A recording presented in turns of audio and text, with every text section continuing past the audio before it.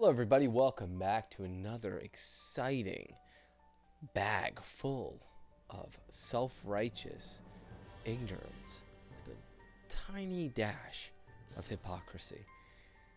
I am #blessed, and today I wanted to talk about something that has been on the mouths of most Christians, from what I've seen anyway, in the last few days. I wanted to go over the cussing of Jeff Durbin. So let's unpack this.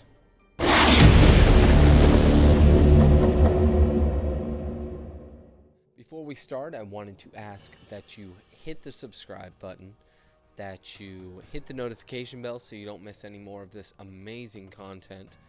Like, honestly, I should charge you guys because this stuff is so good.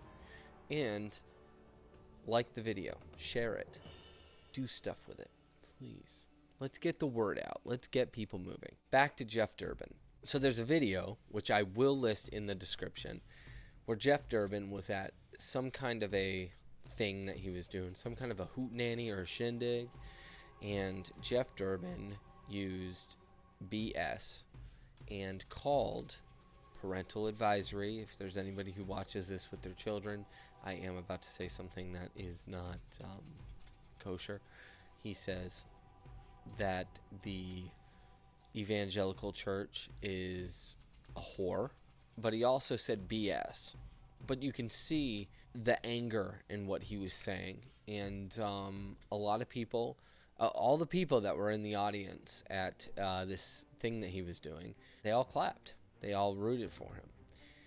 But I have heard person after person say that he's not a Christian, make references to the fact that, there's always just so much judgmental stuff when it comes to apologia church, which, don't even get me started when it comes to the hypocrisy in this Christian online community.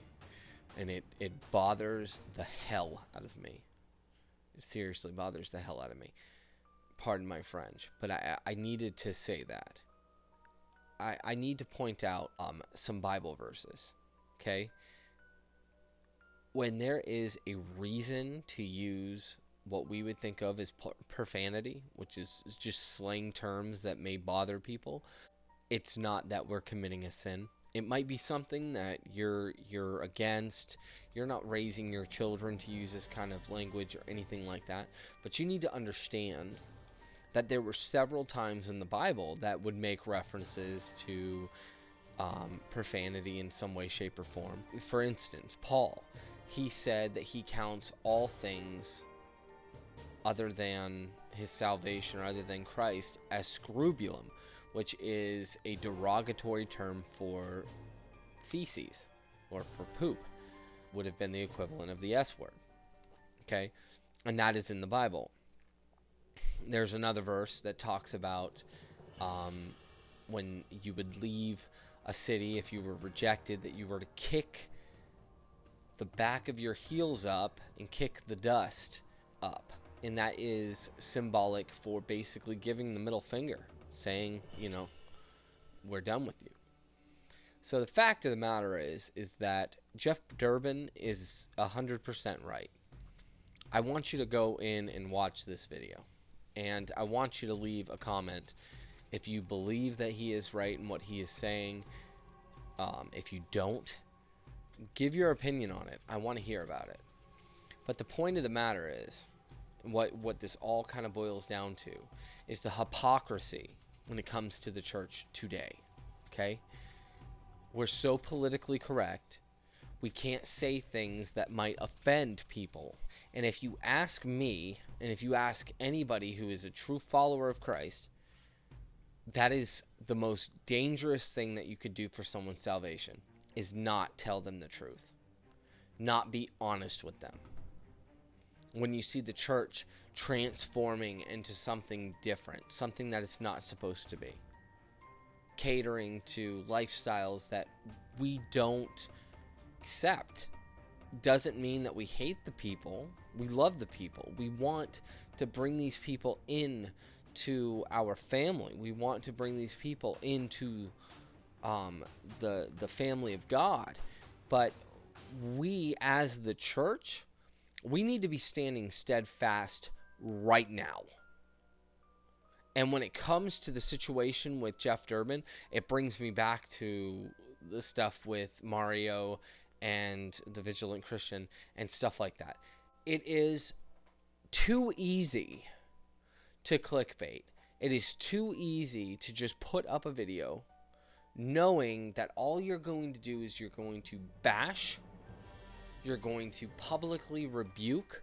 Yes, the Bible says that if you have to rebuke somebody, that you should do it, but you should do it in private. The Bible says that if you have a problem with somebody before you walk into the church or into the synagogue, that you two need to work your stuff out together and then go in. Okay? And yes, I'm paraphrasing. But the point of the matter is, going back to what this whole thing is, and what everybody missed the point was, is that the hypocrisy in the church, the church is sleeping. Okay? I urge all of you to go into the book of Revelation to read about the end time churches and really unpack that. Realize that you have the church that is fighting hard. You have the church that is asleep. You have the church that are sinning. We need to unpack that, because really what we're dealing with right now in this world, we are close. That is undeniable. But we cannot get anywhere by attacking our fellow brothers and sisters in this faith, because all we're doing is falling into the traps of the devil. We're not combating the evil around us. We're not trying to evangelize to bring more people in. We're too busy tearing each other down. Do I necessarily agree with Jeff's approach? I kind of do. I would be a hypocrite if I said I've never cussed. And you would be too. Because most of you have said things that are unsightly. Most of you have done things that are unsightly. The fact is, and we all know it, that we all fall short. And this is something that we need to understand here, okay? This is something that you really need to look at. When people are talking about swearing being something that is against God's will and all of this other stuff, what the Bible says is that talking about other people, slandering people, that is an issue, okay? But talking in a general sense, using a word that is a strong word to describe your anger on a topic, is a completely different thing altogether. But it would be hypocrisy, it would be hypocritical of any of you or myself to sit here and to act like I'm on a high horse, like, oh, I was saved, and so I don't do anything wrong anymore.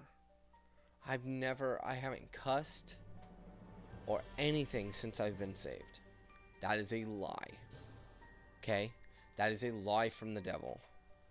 We work on our walk with Christ every single day. Paul said that he dies to himself every single day. His greatest fear while he was evangelizing for the time that he was alive, he would mess something up, or he would end up slandering the gospel in some way, shape, or form from his actions.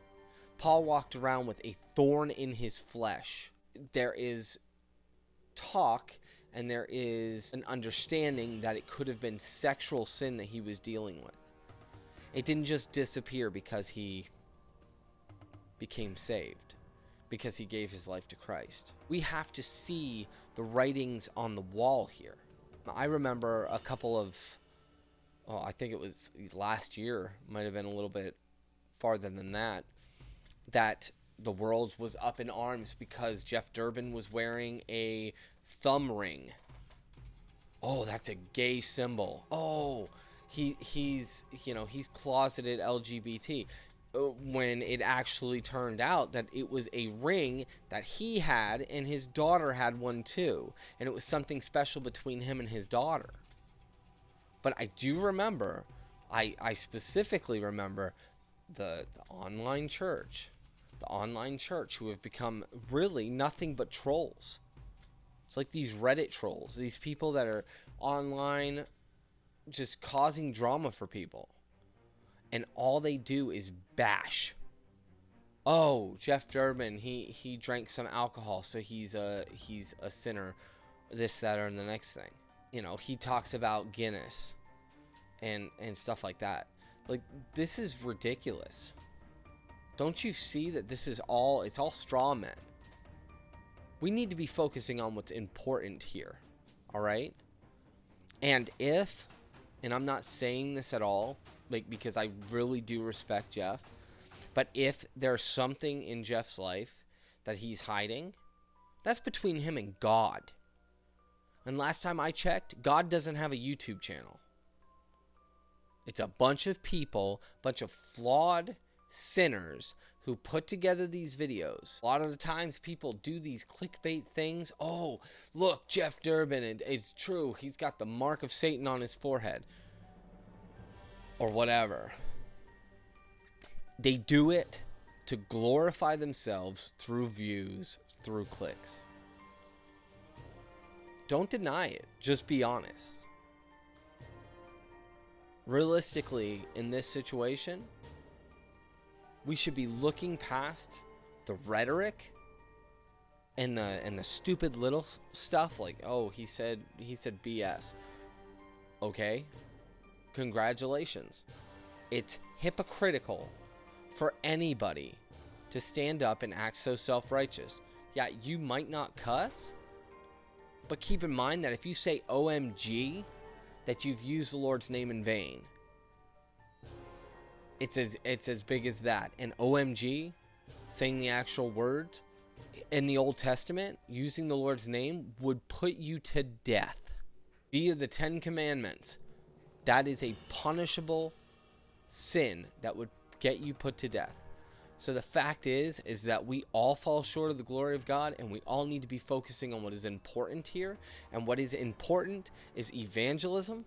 What is important is creating a community, a fellowship between these YouTubers, where we can talk about the differences in our faith. We can come together as brothers and sisters and not just tear each other down. It's just me giving a strong rebuke, because it is important for us to be doing what is correct in this situation. Because every single time that you put up something and you slander another brother in faith, all that you are doing is making sure that that atheist or that agnostic, or like me, like I used to be, a Buddhist, whoever's watching those videos is going to laugh at you and they're going to walk away.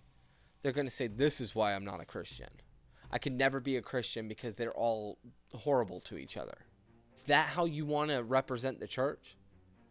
Do you want to be the person in the book of Revelation that comes to Jesus and says, Lord, Lord, I cast out demons in your name? And then to have the Lord reject them and say, I never knew you? Think about that. Thank you guys for watching. Please subscribe, hit the notification bell, leave a comment, and I'll try to reply. Thank you.